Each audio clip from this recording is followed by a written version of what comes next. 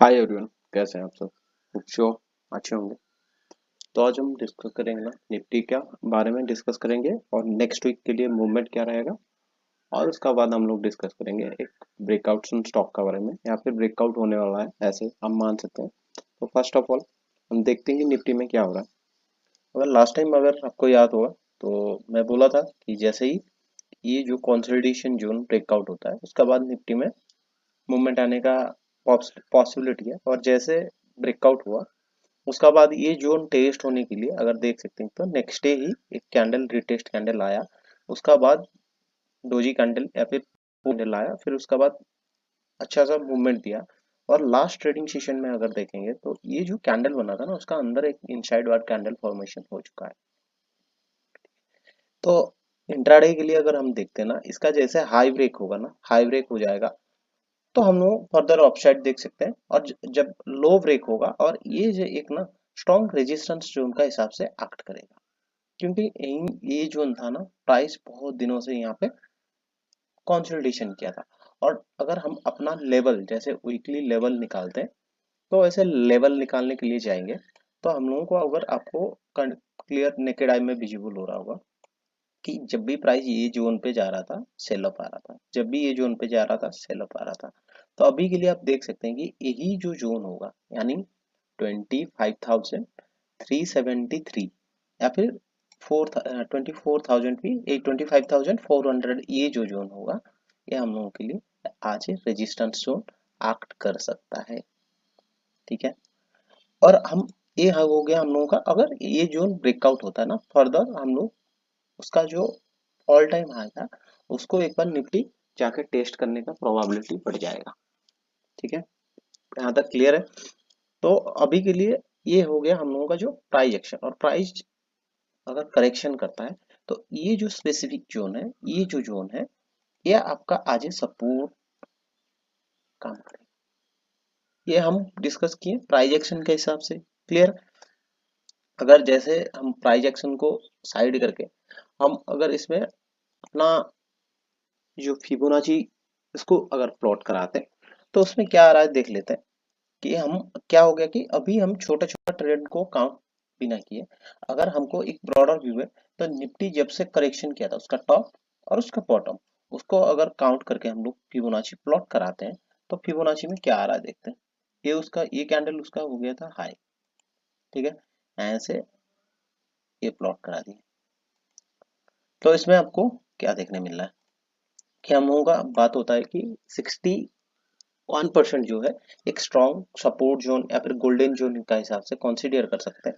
तो वहीं से ही पर्टिकुलर जब भी इसको ब्रेकआउट किया ना प्राइस यहीं पे मतलब होल्ड किया, फिर उसका बाद ब्रेकआउट हुआ। अगर ब्रेकआउट होने के बाद अभी 81% का तरफ ये आगे बढ़ रहा है।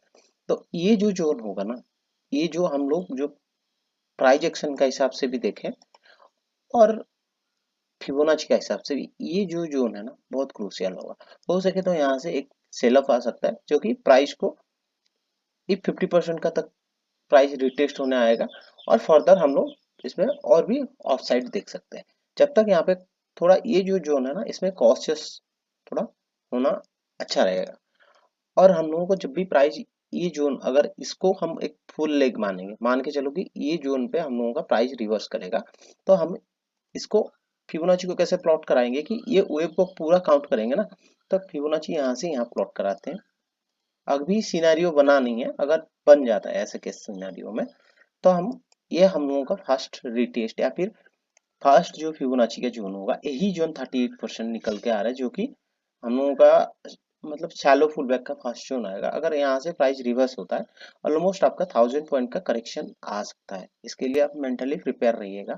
अगर निफ्टी जाके यहाँ पे 25,500 का आसपास में आ जाएगा, अगर वहां से करेक्शन आता है तो हम लोगों को मोटा मोटी ये पता होना चाहिए कि यहाँ तक प्राइस आ सकता है।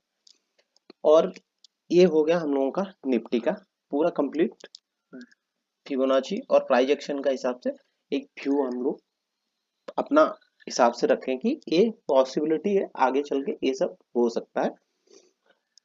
और अभी तक मैं ये जो चार्ट मैं आपको सेव करके आपको अपलोड कर दूंगा।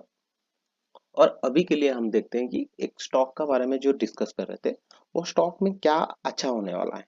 और मैं फिर से रिपीट कर रहा हूँ, ये दो जोन है ना, डू और डाई डिसाइड करेगा। आप भी अपना चार्ट में ये जोन को पर्टिकुलरली मार्क करके रखिए, ताकि आप लोग भी अपडेट रहेंगे या फिर कंपेयर कर सकते हैं। और कोशिश कीजिए कि ये जोन में थोड़ा अवॉइड कीजिए चीज़ें, या फिर अगर आप कोई स्टॉक को बाय करने का प्लान किए हैं, या फिर कोई स्टॉक बड़ा सा ब्रेकआउट देकर निकल गया है, तो वेट कीजिए और रिटेस्ट होने, अगर यहाँ से करेक्शन आता है तो स्टॉक भी रिटेस्ट होने आएगा, तब आप अपना पोजीशन बना सकते हैं। ठीक है, अभी के लिए जो स्टॉक का बारे में डिस्कस करेंगे वो है इंटेलिटेक। अगर आपको इंटेलिटेक डिजाइन नहीं रही ना, पर इसमें ये चार्ट में मुझे क्या खास लगा मैं आपको बता रहा हूँ। अगर इसको, ये चार्ट को आप ऐसी आप भी ऐसे जूम आउट जूम इन करके देखेंगे, तो इसमें क्या देख रहे हैं कि ये जो स्टॉक है ना, इसका ऑल टाइम हाई यही है, ऑल टाइम हाई, या फिर ढेर सारे रेजिस्टेंस जोन इस स्टॉक में ये जोन में पड़ा हुआ है। ठीक है, और अगर हम हमेशा बोलते हैं कि जब भी प्राइस एक्शन, ये एक ना, मतलब क्या बोलते हैं ये, कि वेज काइंड ऑफ पैटर्न बना रहा है। अगर वेज का बॉटम जो सपोर्ट बोलते हैं, या फिर फॉलिंग ट्रेंड लाइन बोलेंगे, तो ये जो ट्रेंड लाइन है ना, ये आज एक फॉलिंग ट्रेंड लाइन का हिसाब से काम कर रहा है। जब भी प्राइस यहीं पे आ रहा है और ये जो ट्रेंड लाइन है यहीं से सपोर्ट ले रहा है, फर्दर अपसाइड दे रहा है। अभी का सिनेरियो में क्या दिखा है मुझे, मेरा जो अपना पर्सनल व्यू बोल रहा हूँ, अगर प्राइस है ये जोन पे आ जाता है, तो इसमें मुझे ऐसा लग रहा है ना कि ये डायरेक्ट रन अप दिया है। कोई भी रेजिस्टेंस ब्रेकआउट होता है या फिर ब्रेकडाउन होता है ना, वहां पे जाके होल्ड ऑफ करता है, 2-4 दिन टाइम स्पेंड करता है, फर्दर करेक्शन आता है, तो वो अगर फर्दर ब्रेकआउट होता है तो उसमें सस्टेन करने का प्रोबेबिलिटी बढ़ जाता है। अगर आप इसमें भी देखेंगे, यहाँ पे बहुत सारा टाइम कंसोलिडेशन किया और प्राइस करेक्शन पे आ गया, ना कि ब्रेकआउट किया। और जब भी देखेंगे ये आज स्ट्रॉन्ग सप्लाई जोन के हिसाब से एक्ट करेगा। और अभी के लिए अगर फर्दर इसमें ना प्राइस जाता है, कंसोलिडेशन करता है, तब हम ब्रेकआउट को कंसीडर करेंगे और उसमें हम लोग पार्टिसिपेशन कर सकते हैं। बट अभी के लिए मुझे ये जो लग रहा है, ये जो लंबा रन ऑफ दिया है ना, लंबा रन ऑफ के बाद ये यहाँ से हो सके तो पॉज भी ले सकता है। तो इसीलिए आप अपना जो भी पोजीशन होगा, या भी थोड़ा अगर इसमें ये स्टॉक को अपना वॉच लिस्ट में रखेंगे, या फिर यहाँ से छोटा सा करेक्शन आया उसका बाद जब ये अप साइड देगा, हो सके तो ये इसको ब्रेकआउट कर सकता है। ये मुझे चार्ट इसीलिए अच्छा लगा कि ये जो रन अप में देखा ना, तो मैं यही सोचा कि अगर कोई आप लोगों को भी बीच में अगर सोच रहा होगा कि पोजीशन बनाए, तो थोड़ा रुक जाइए। मार्केट अगर करेक्शन आता है तो ये भी अच्छा खासा थोड़ा बहुत पुल बैक आ सकता है इसमें।